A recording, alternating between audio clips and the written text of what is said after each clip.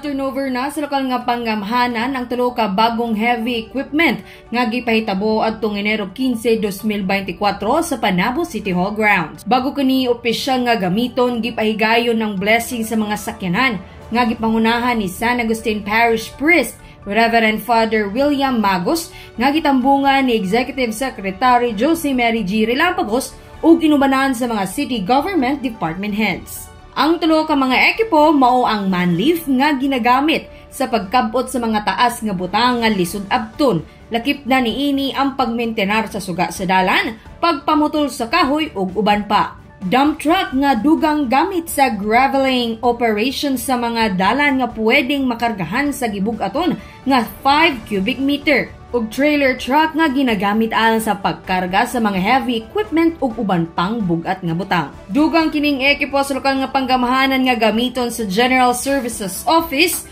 ug City Disaster Risk Reduction and Management Center. Ang mga sakyanan gipalit sa lokal nga panggamahanan nga gikan ang pondo sa City Disaster Risk Reduction and Management Center ubos sa opisina ni City Mayor Jose E. Relampagos.